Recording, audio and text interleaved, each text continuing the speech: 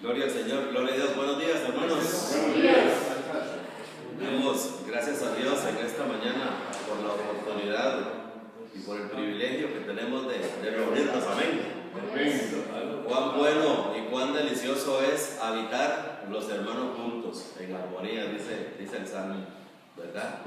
Entonces le damos una bienvenida a todos los que estamos acá. Sean bienvenidos en esta mañana. Le damos una bienvenida a todos los que nos ven por el video también. Queremos decirle a los que nos ven por el video que ustedes son muy, muy especiales, que ustedes son bendecidos con toda bendición espiritual. Así es. Qué bonito es la buena nueva, ¿verdad que sí?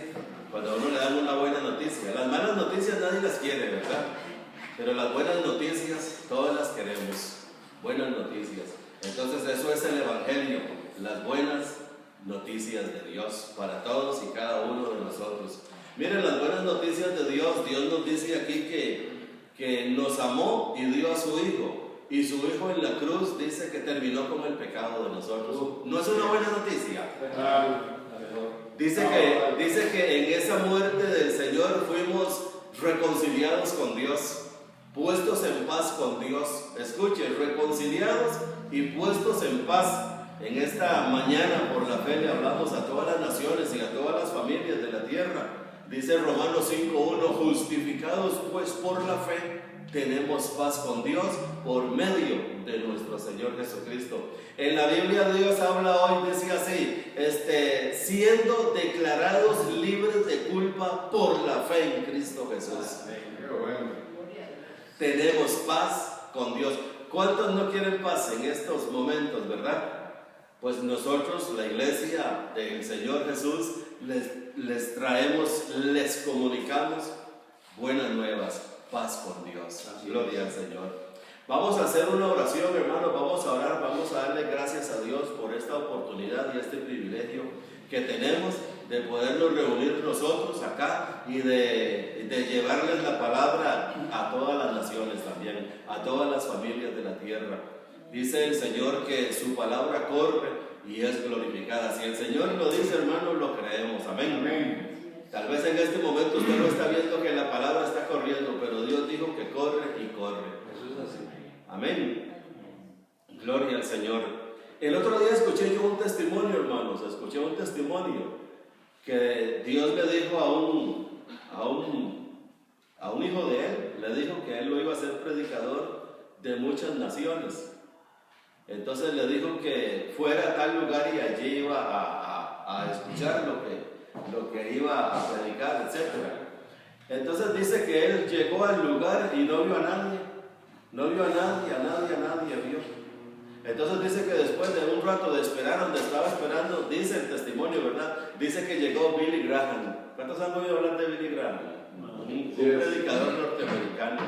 Entonces llega y le habló a él. Y él le habló a todas las naciones. Dice que él esperaba llegar donde iba a haber una multitud de miles, pero llegó solo uno, Billy Graham, y le habló a él. ¿Me entendieron la anécdota?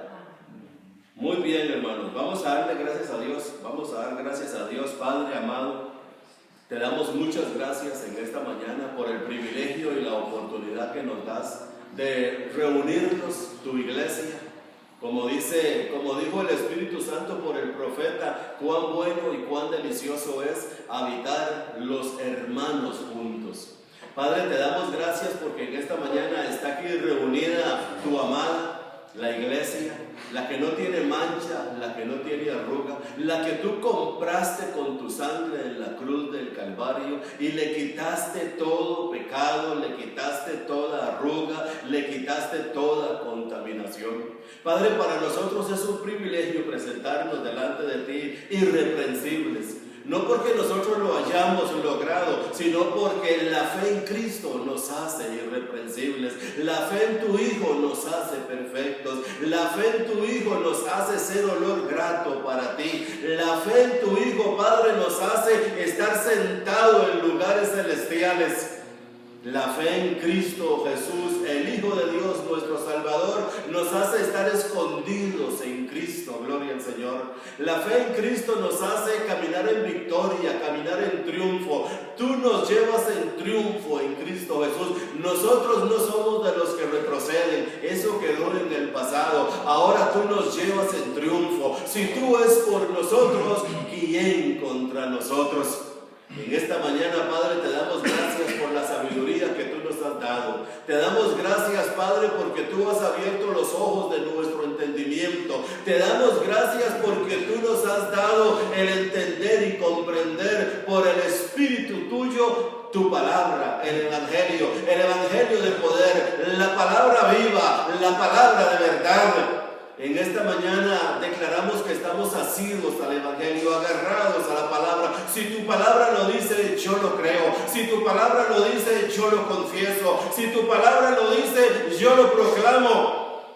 Gracias, Padre, porque nos escogiste a nosotros, la iglesia, para dar a conocer la multiforme sabiduría de Dios. Escogiste a la iglesia para que todas las naciones nos tengan, para como ministros tuyos que damos a conocer la multiforme sabiduría de Dios. En esta mañana, Padre, te doy gracias por todos los que escuchan tu palabra. Te doy gracias por todos los que escuchan el Evangelio de poder. No me avergüenzo del Evangelio porque es poder de Dios y en él tú manifiestas, tú declaras tu justicia. Fuimos declarados justos gratuitamente por la fe en tu Hijo, nuestro glorioso Señor Jesús. Padre, te damos muchas gracias en esta mañana por todas y todos los que estamos aquí. Gracias por los que van a venir, gracias por los que no vienen. Tu palabra dice, dar gracias a Dios por todo, y tu palabra dice que a los que aman a Dios, todo le ayuda bien. Hay un propósito, Señor. En todo hay un propósito. Nada es vano. Todo está controlado por tu buen Espíritu, mi Dios, como lo está haciendo en esta mañana. Padre, en el maravilloso nombre de Jesucristo, nuestro Señor, te damos muchas gracias. Amén. Muy bien, gloria al Señor.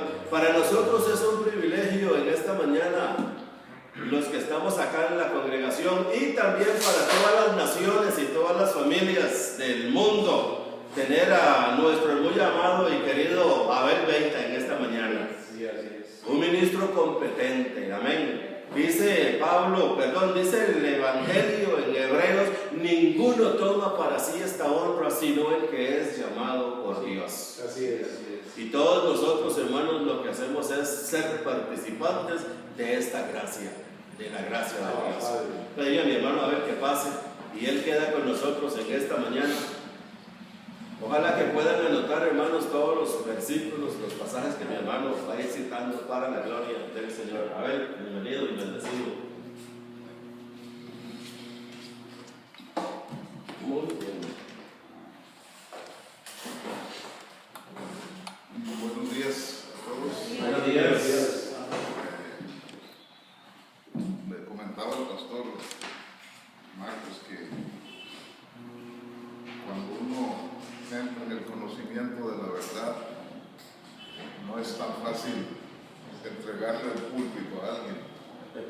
No porque uno tenga temor de que le vayan a desviar a la congregación de la verdad, sino por aburrir a la congregación con cosas que uno sabe que no son así. Pablo dice que tenemos que escudriñarlo todo y retener lo bueno.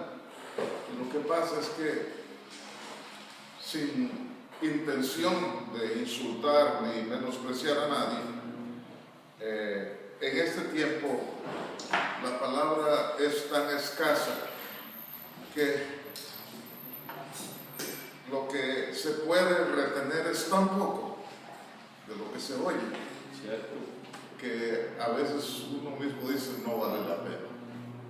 No vale la pena congregarse, y eso en contra, claro, que no tenemos que dejarnos de congregarnos, pero es que es tan poco a veces en las iglesias del sistema religioso escuchar 45 minutos y retener tal vez, si acaso, 5 minutos de eso. Entonces uno dice, no vale la pena. Entonces yo le decía al pastor Marcos que gracias por confiar en el púlpito, porque por años ustedes vienen siendo entrenados en la palabra del Señor. El domingo pasado que estuvimos aquí, yo me di cuenta, no que dudara de ellos, Marcos y chicos, sino al escuchar las predicaciones de ustedes me di cuenta cómo han seguido la línea correcta de la gracia. Amén, así es, eso así es.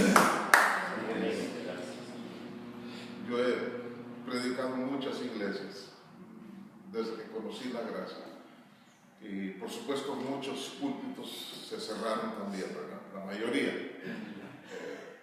pero sí me doy cuenta que donde uno no falla es manteniéndose en la palabra del Señor. Así es. No en las tradiciones, no en las costumbres, no en la denominación, no en presiones de grupo.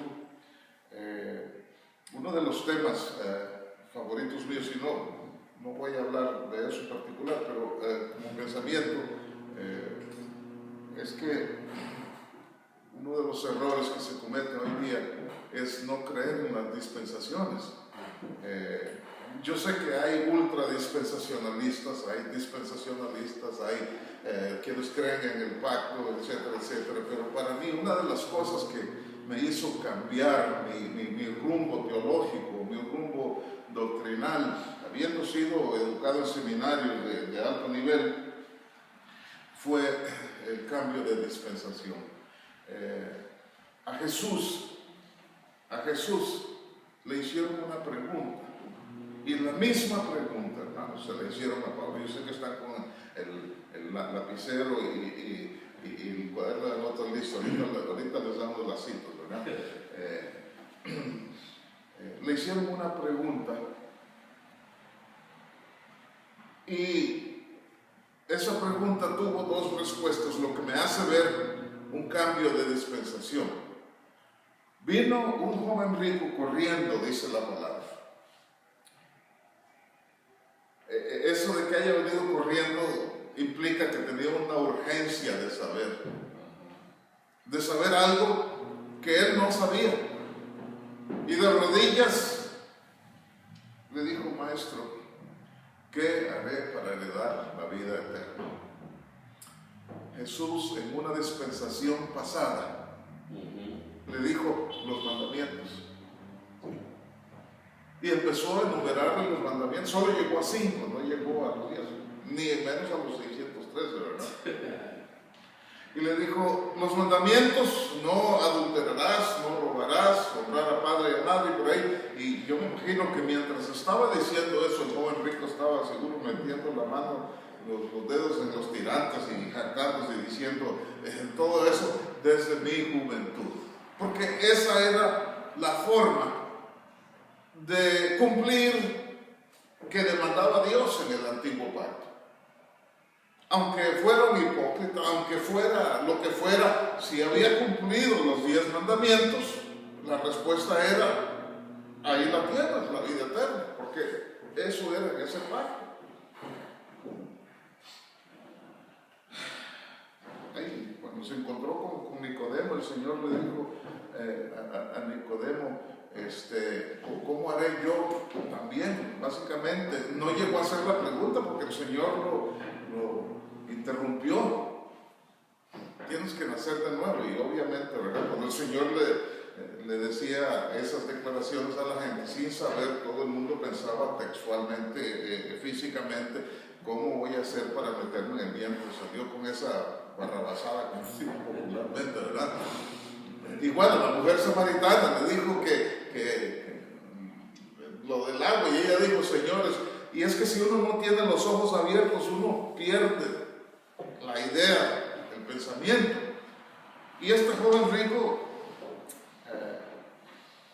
la respuesta del Señor fue: los mandamientos. Ok, viene en Hechos 16, tenemos a Pablo y a Silas encarcelados. Un terremoto, las puertas se abren, los prisioneros se van a escapar, y Al ver que esto va a suceder, el carcelero de Filipos optó por suicidarse. O sea, me van a matar de todas formas. Y entonces Pablo le dijo, no te hagas daño, espérate, no te hagas daño, todos estamos aquí, no nos vamos a escapar. Y de nuevo sale la pregunta, señores, ¿qué haré para ser salvo? El joven rico decía, ¿qué hago para heredar la vida eterna? Jesús le responde, mandamientos. El carcelero de Filipos le pregunta a Pablo, ¿qué debo hacer para ser salvo? Pablo le dice, ¿cómo le dice Pablo? Qué lindo, ¿verdad? Cree en el Señor Jesucristo. En el Señor Jesucristo. Yo me quedé pensando, qué desperdicio de oportunidad tuvo Jesús cuando se le preguntó que qué había que hacer para heredar la vida eterna. ¿Por qué no aprovechó el Señor para decirle lo que le dijo Pablo, que es la fórmula que hoy día nosotros conocemos para ser salvos? Ni siquiera le presentó las 4 leyes de la espiritualidad que dicen que Dios te ama, ¿cómo decir? Las 4 leyes en el evangelismo explosivo, ¿cómo así? Dios te ama, decía.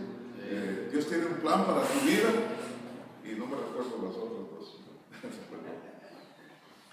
Ni siquiera le presentó las 4 leyes espirituales, le presentó los mandamientos. ¿Por qué? Porque no se podía creer en el Señor Jesucristo. No existía tal cosa como el Señor Jesucristo. Cierto. Lo que existía eran los mandamientos. La ley. Y lo que entristece realmente hoy día, ¿sabe qué es, hermano? Que las iglesias están predicando los mandamientos y están predicando al Jesús en los días de su carne, que no tiene nada que ofrecerme a mí. Yo sé que suena como irrespetuoso, irreverente, sacrílego, suena como raro decirlo, pero en ocasiones he dicho que si a mí me hubiera, conociendo lo que conozco hoy, si a mí me hubiera tocado estar en la muchedumbre, cuando Pilato le dio la opción al pueblo de escoger entre Barrabás y Jesús, yo hubiera escogido a Barrabás. Sí, así es. Que lo dejaran libre. Sí. Porque ¿qué podía hacer Barrabás por mí si lo mataban? Tal vez no lo haría con el odio, con la ira y con la hazaña que hicieron los judíos, incitados por sus líderes, tal vez llorando, tal vez consciente de que él no era culpable, tal vez con sentimientos encontrados, pero conociendo lo que conozco hoy, hubiera levantado la mano y hubiera dicho, crucifíquenlo. Porque hoy día yo entiendo que fue así que me dio oportunidad de vida eterna. Amén, gloria a Dios, así es. Crucifícame. Sí. Bueno, son tantas cosas que quisiera compartir con ustedes, pero ese asunto de una pregunta o respuesta demarca tan claro lo que es dispensación, ¿verdad? Jesús no podía decir, cree en mí. ¿Por qué voy a creer si usted no vino? Él dice a los suyos, Juan dice, a los suyos vino y los suyos no, mas a todos los que le recibieron les dio potestad de ser hechos hijos de Dios. Si no viniste a mí, ¿cómo puedo creer? Cierto.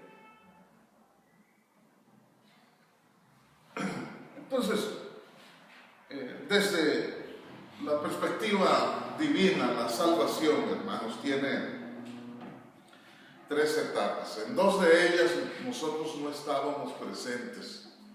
En una de ellos, de esos 2 puntos de la salvación, sí estamos presentes. Efesios 1, verso 4 dice, y esta es la primera etapa, según nos escogió en él antes de la fundación del mundo, para que fuésemos santos y sin mancha delante de Él. Efesios 1:4. Ahora, es el que nos haya escogido desde antes de la fundación del mundo para salvación, tiene dos fases. Número uno, escogió para salvación, y número dos, para que fuésemos santos y sin mancha delante de Él. Yo soy santo y no tengo manchas. Así es.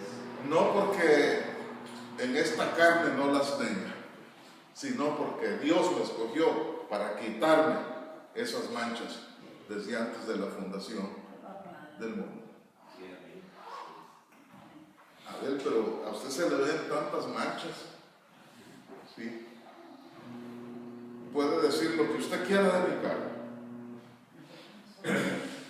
y posiblemente en muchas formas usted tenga la razón, pero no me toque el espíritu. Ajá, así es. Porque tocar el espíritu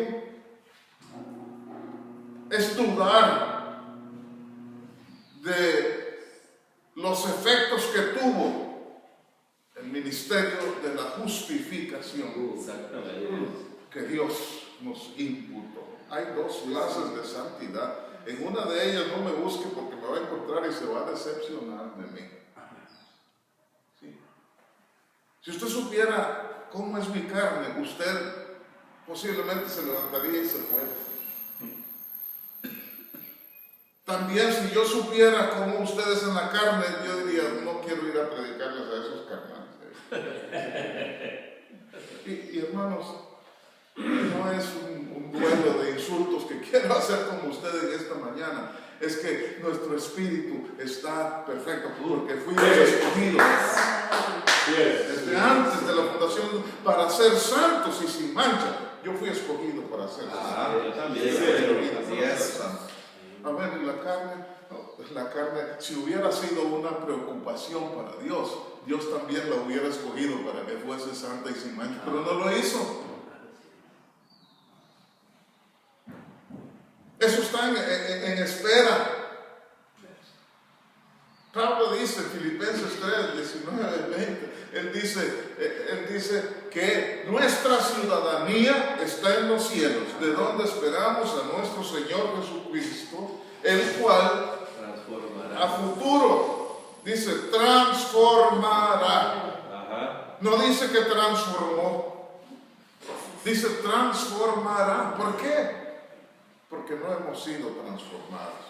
No tenemos que ser holgazanes y darle rienda suelta a la carne en cuestiones no negociables, en cuestiones que son obvias, porque no estamos reflejando realmente la obra de Dios en nuestro espíritu. Y eso es nuestro deber, reflejar lo que somos en espíritu, en la carne, hasta donde podamos. No podemos hacerlo 100%. Allá en 1 Corintios 15, Pablo dice que es necesario que esto corrupto se vista. ¿Cómo dice? Se vista de corrupción. Deje de cargar con esas cargas de su carne que le hacen sentir que usted no es salvo. Entiéndalo bien, lo que fue pagado en la cruz fue su espíritu que estaba muerto. Completamente. ¿Y qué es lo que va a morar eternamente con el Señor? El espíritu. Su carne no hereda. Su carne se queda aquí. Entonces, la primera etapa, Efesios 1:4, Dios nos escogió antes de la fundación del mundo para que fuésemos santos y sin mancha delante de Él. Qué bonito ser escogido, ¿verdad? Claro. Yo me recuerdo cuando era un adolescente, nosotros vivíamos en Curridabat, y los sábados iba con mis hermanos a la sabana a jugar fútbol. Nunca he sido un profesional jugador de fútbol, aunque se rumoró en un tiempo que me querían contratar en el Real Madrid, pero no sé. Uno muy rajón. Es que mi hermano menor dice que yo soy bueno porque yo cubro mucho terreno en la cancha, dice.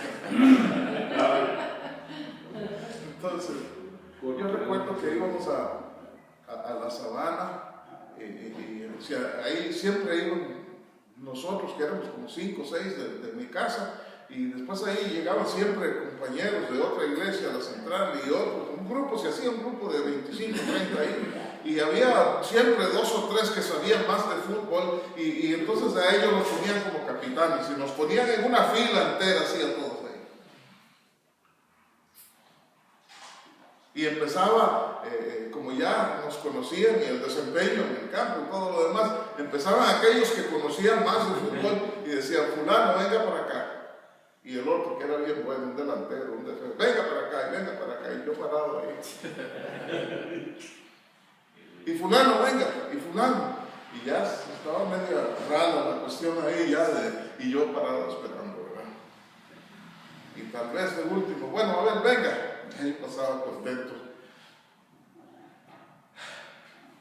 a jugar en el partido.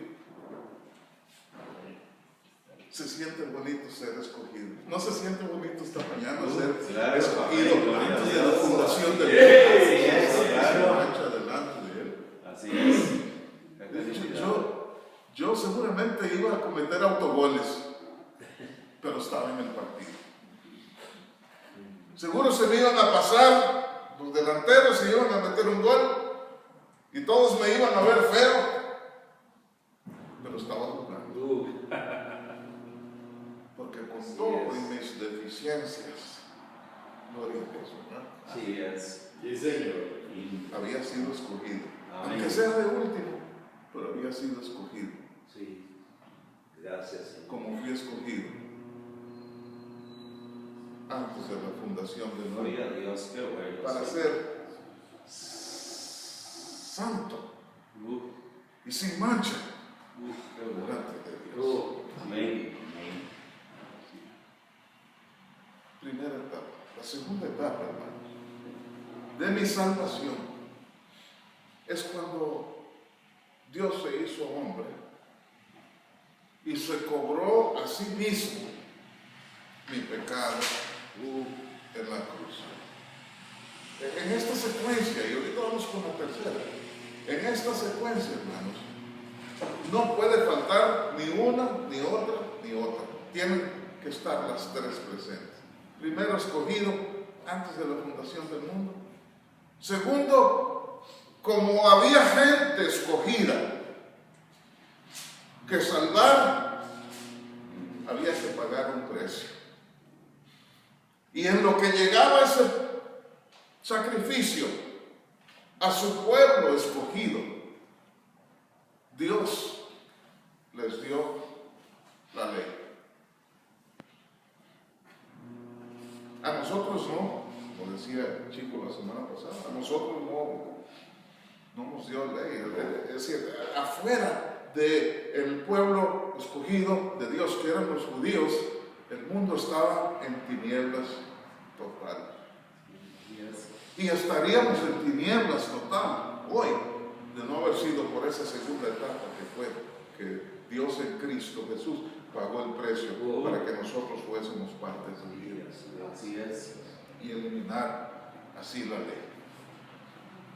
Desconocer esto es lo que lo mantiene a uno en la oscuridad. Yo, por ejemplo, en temas como en la transfiguración de Mateo 17, en el verso 9, en todo el capítulo 17 de Mateo, usted va a leer la historia de la transfiguración, que para nosotros, yo prediqué tantísimas veces como pastor, cuando he sido pastor en otros lugares, de la transfiguración y de cómo tomó a dos de sus discípulos y se fue al monte y se transfiguró delante de ellos, y cuando se les quitó el fulgor de la luz en los ojos, se quedaron viendo y estaban Moisés, Elías y Jesús hablando. Yo me lo imagino con la mano agarrada del codo y seguro rascándose la barba y discutiendo las cuestiones de su muerte, que dice que estaban discutiendo ahí. discutiendo sobre la resurrección, y Pedro, asombrado con su característica intrepidez y su impulso, se quedó viendo y dijo: aquí es bueno hacer 3 enramadas, una para la ley de donde venimos huyendo nosotros. ¿Qué le parece? Una para los profetas, que eran los que forzaban la ley. Siempre usted ve a Jesús hablando en el antiguo pacto, él dice: oíste que fue dicho que la ley y los profetas, la ley y los profetas, la ley y los... Bueno, ahí están los dos con él reunidos. Y cuando Pedro dijo esas palabras, obviamente no sabía lo que estaba hablando. Dice que una nube los envolvió, y cuando volvieron a aparecer y se quitó el humo, se quedaron viendo y estaba el Señor solo, estaba Jesús solo. Estamos hablando, hermanos, del antiguo pacto. Hago un paréntesis para decir, estamos hablando del antiguo pacto, porque la Biblia, hermanos, no se divide en Mateo, ni siquiera en Hechos.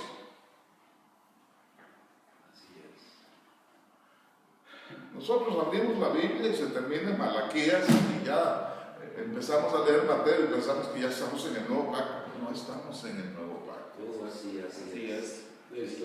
Terminamos en Juan y empezamos a leer Hechos y pensamos que estamos en el nuevo pacto. No estamos en el nuevo pacto. Los hechos, el mismo nombre del libro lo dice, son acciones, cuestiones históricas que acontecieron. Exacto. Es como un impas que sufrió el mundo entre la resurrección de Jesucristo y el verdadero evangelio. Sí, Señor. Por eso es que usted ve que suceden cosas en los hechos que no se pueden imitar ahora. Así es. No se puede pedir dinero y amenazar a la gente que si no dan el diezmo se pueden morir como Ananías y Zafira. ¿Y cuántos púlpitos he escuchado yo amenazar a la gente a que den? Porque allá en Hechos 7 se murieron Ananías y Zafira por no dar todo.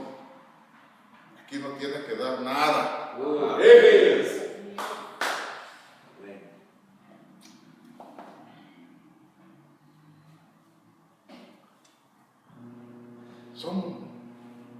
Particularmente los Hechos es un libro de transición. Entonces, regresando, la división de la Biblia, ya que dije eso, voy a tener que decir también que para poder realmente entender la palabra del Señor, me ha costado mucho llegar a eso, pero la Biblia está dividida en 4 secciones, y ustedes lo saben, ¿verdad?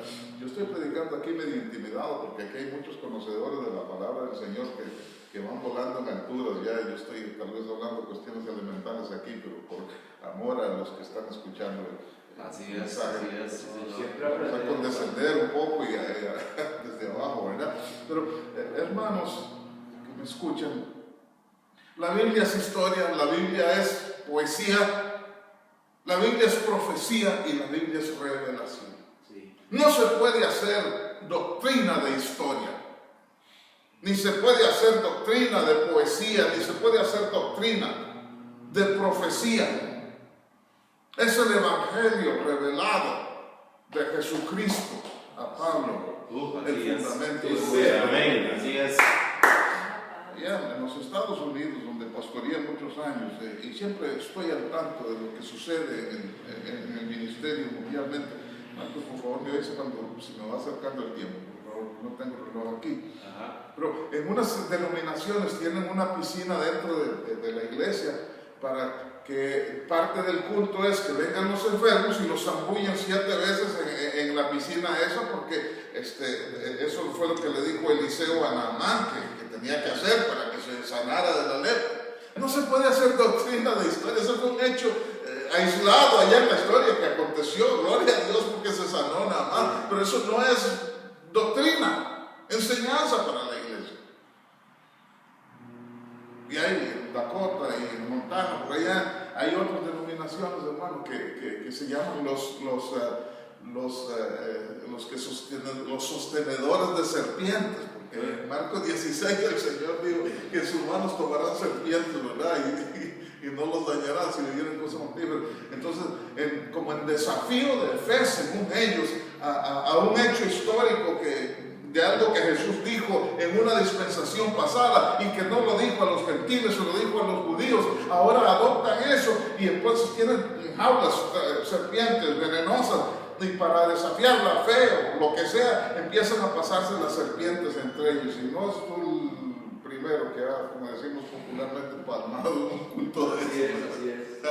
Hace poco salió en las noticias una serpiente picó a uno de ellos. Sí.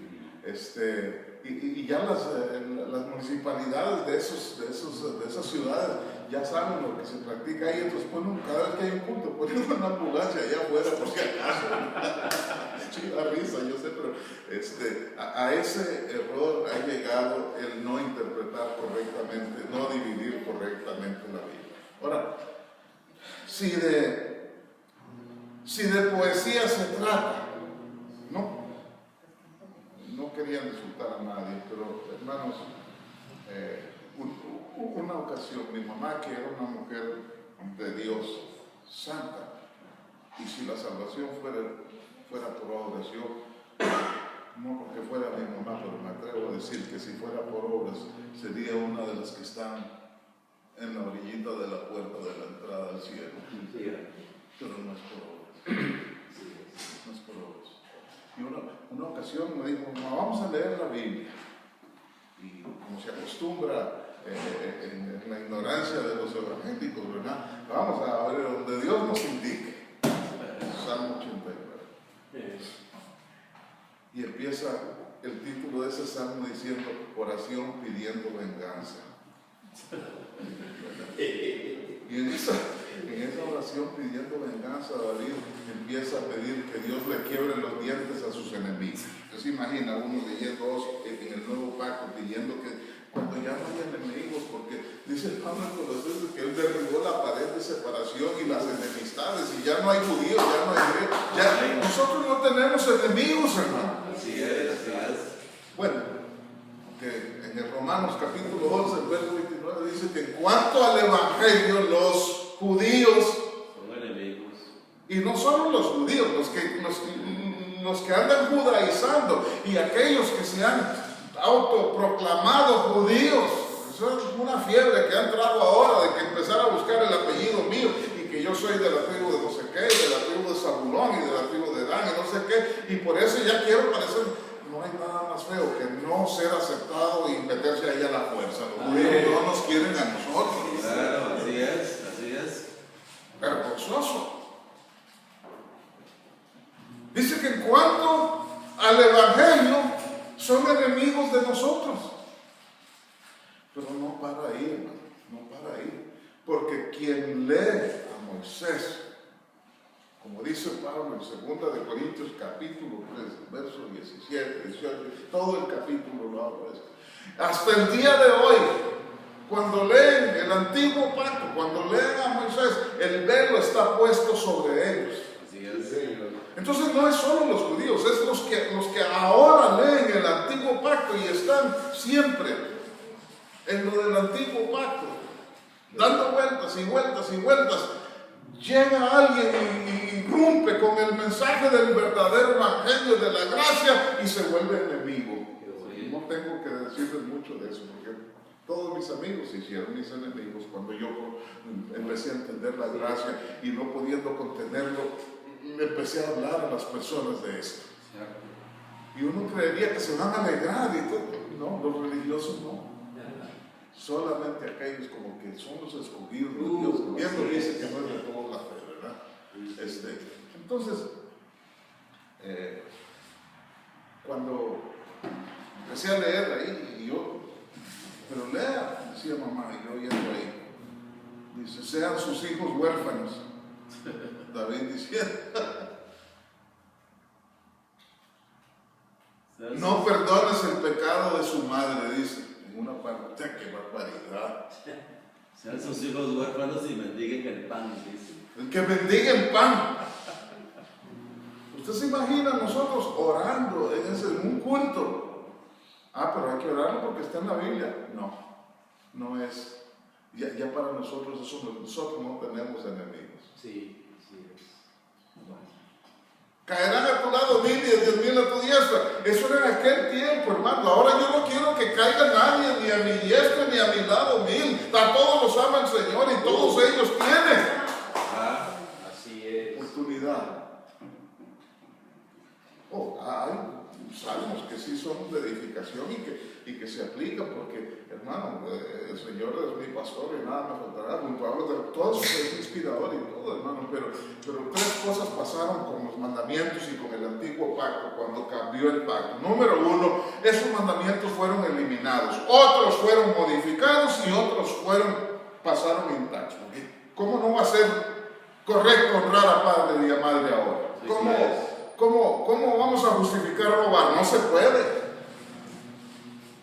Entonces, si uno entiende que los mandamientos, aún los 613 y los 10 mandamientos, algunos fueron eliminados, otros fueron modificados y otros pasaron intactos, porque son cuestiones lógicas, bíblicas. ¿Cómo modificado? A ver, pues hay que hacer las cosas que dicen los 10 mandamientos, excepto guardar el sábado, que nuestro sábado, nuestro día de reposo es Cristo, como dice Pablo. Así es, claro. Pero los demás, ¿cómo fueron modificados? Pues hay que cumplirlos, y si no se cumplen, nadie nos va a apedrear como apedreaban a los que no los guardaban allá. Tendrán sus consecuencias, sí, porque hay consecuencias, sí, en el antiguo pacto. Pablo dice en Romanos capítulo 4 que en el antiguo pacto, antes de la ley, dice, había pecado en el mundo, pero donde no hay ley, no se inculpa de pecado, pero había consecuencias. Claro. Sí. Entonces te digo, mamá, es que no podemos leer esto para que no sea, pero claro, obviamente en la mente de ella no entendía eso. Eso es como ofensivo. Pero leer la palabra de Dios no es un amuleto que porque está en la Biblia aplica ahora, no. Puede ser historia, puede ser poesía, como los salmos, puede ser profecía, como lo de los profetas, que ellos profetizaban algo que iba a suceder, pero ya para nosotros eso sucedió. Miqueas capítulo 6, el verso 18 dice, ¿qué Dios como tú? Hablando en profecía, ya eso para nosotros, que perdona la iniquidad y olvida los pecados. Sí, yo lo sé, pero eso, como dice Pedro, ellos sabían que no era para ellos, sino para nosotros. Sí, y ya nosotros vivimos eso. Exactamente. Entonces, cuando yo leo que Pablo dice, 1 Corintios 11, muchas veces lo dice, sed imitadores de mí. Yo les digo, yo tuve problemas con eso mucho tiempo. Sed imitadores de mí. Especialmente cuando él mismo dice en 2 Timoteo capítulo 2 que no hay otro mediador entre Dios y los hombres. Se ha puesto a pensar eso y aparece él por allá con un domingo 7, como decimos, diciendo que seamos imitadores de él. La segunda parte, vamos a hablar de eso, pero quiero salir de la segunda etapa, que fue, primera etapa, Efesios 1:4, nos escogió en él antes de la fundación del mundo para que fuésemos santos y sin mancha delante de él. Usted se atrevería a repetir eso conmigo, y usted que me está viendo también, dígalo conmigo. Fui escogido. Desde antes de la fundación para ser santo y sin mancha delante de él. Y en obediencia, creyendo lo que dice la palabra de Dios. Yo soy salvo. Y no tengo manchas. Delante de él. Porque así él lo quiso. Yo trato de no tener manchas en mi carne, pero cuando no doy la talla, él condesciende y él dice, si hasta ahí llega su esfuerzo, no importa, yo voy a descender hasta donde usted está, y empezamos de ahí dentro.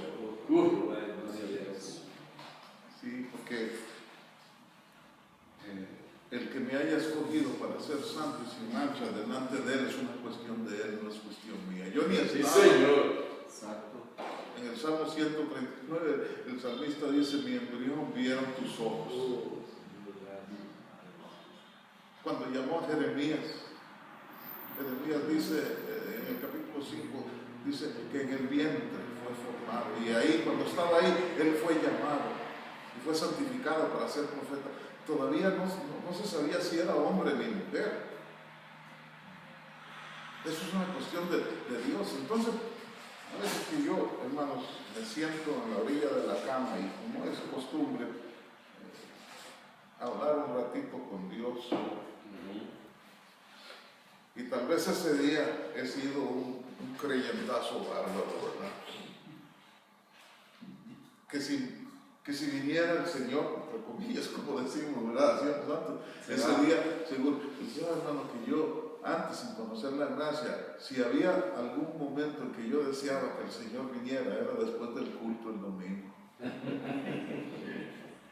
Que no se le ocurriera venir el sábado en la noche, porque venía arrastrando toda la semana, quién sabe cuántas maldades y pecados y cuántas tortas. Un sábado en la noche no se le ocurre. Para mí, el momento indicado era después del culto el domingo. Ven, Señor, ya estoy listo. Estoy listo. Más si hay Santa Cena. Entonces, un día cualquiera entre semana, yo me quito las pantuflas y me siento en la orilla de la cama y me quedo pensando: Señor, ¿qué fue lo que hice yo en este día? Me porté bien. Y como que en la oración me igualo a Él.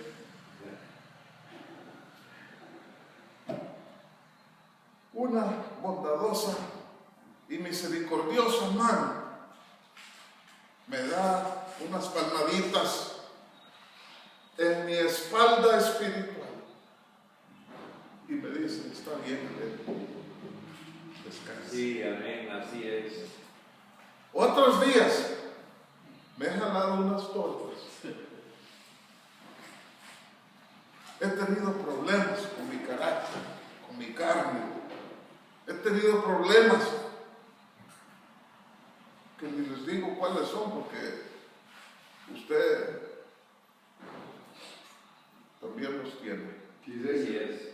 Sí, porque estamos hechos de la misma materia. Y ese día me siento y como si Dios no estuviera en su omnisciencia, en su atributo de omnisciente, viendo todo, uno no haya ni cómo comerse. ¿Cuánto les pasa eso? y dar vueltas uno y vueltas, cómo hablo con Dios, cómo arreglo, me siento mal, me pasó esto y estoy en aquella lucha. Y una mano benevolente, misericordiosa, compasiva, perdonadora, Amorosa. me da palmaditas en la espalda espiritual y me dice: está bien, amén, descansa. Amén, así es, claro, así es. ¿Por qué no tengo dos dioses, hermano? Uno para cuando me porto bien y otro para me porto mal. Solo tengo uno. Y en ambas situaciones Él es mi Dios. Sí, en Él estoy contando para mi justificación, para mi santidad, con la cual me escogió desde antes de la mundo. No tengo dos, solo uno. Sí, es. Y mañana, bueno, mañana hay una remesa nueva de misericordias. Sí. Qué lindo, ¿verdad? Por la misión de su misericordia es. Por su misericordia, dice el profeta, no hemos sido consumidos. Sí. Nuevas son cada mañana. Yo en la mañana me levanto y en los días que he sido un creyente bueno, digo: Señor, no me des tanta misericordia hoy, no usé todas las de ayer.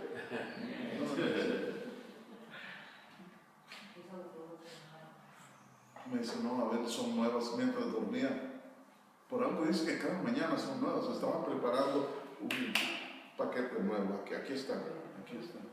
Sí, así es. Trata de no usarlas todas. Ese es el consejo de la iglesia, ¿verdad? También. ¿no es cierto? Claro, claro. Trate de no usarlas todas, pero si llega a tener que necesitar, aquí hay provisión. Hay otros días que me levanto y digo, Señor, necesito un préstamo de misericordia porque ayer me quedé sin ella. Yo limpio. ¿Cuántos dan gloria a Dios por eso? Amén, gloria a Dios. Así es, No, así es. él dice, las de ayer, si no las usó, no importa, aquí hay nuevas. Sí, Si necesitas más, es que no. No hay desobediencia, no hay situación en la vida de la persona para la cual no haya suficientes misericordias. Amén, así es, gloria a Dios. Sí, Señor. Y la tercera etapa, y creo que con esto vamos a tener que empezar el próximo estudio, pero la voy a adelantar. Es la primera, fuimos escogidos, Efesios 1:4, antes de la fundación del mundo. Segundo, cuando pagó por ella en la cruz.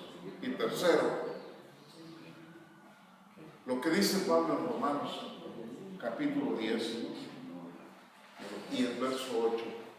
Cerca de ti está la palabra. Esa es la tercera etapa de la salvación. Todas están sincronizadas. Todas tienen que suceder.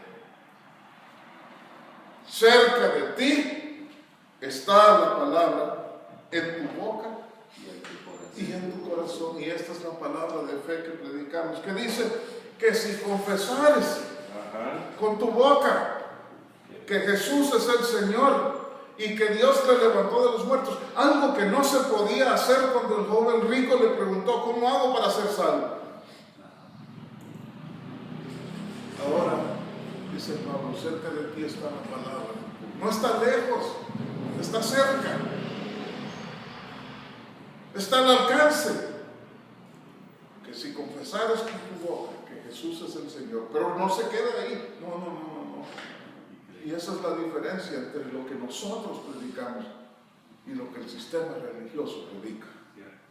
Que si confesares con tu boca que Jesús es el Señor y se quedan ahí. No. Y que Dios le levantó de los muertos. Amén, así es, sí, Señor. Por eso Pablo, la consigna del apóstol siempre era a Cristo y a este resucitado. A Timoteo le dijo, acuérdate de Jesucristo. Resucitado de los muertos. Resucitado de los muertos conforme a mi evangelio. Ah, sí. Y no es que fuera el evangelio de él. Dice Gálatas capítulo 1, versos 5, 6 y 7. Él dice ahí, hermanos, del evangelio que yo predico, no lo recibí de hombre alguno. Yo lo recibí de Jesucristo. Entonces, Así es. yo dije que iba a traer un libro. Es de este libro. El libro se llama El autor del evangelio es Dios. No hay otro evangelio. Él lo inventó, él es el dueño y no podemos manosearlo. ¿Ya? Muy bien. Entonces, gracias por escucharnos. Continuamos con la parte 2 de este mensaje.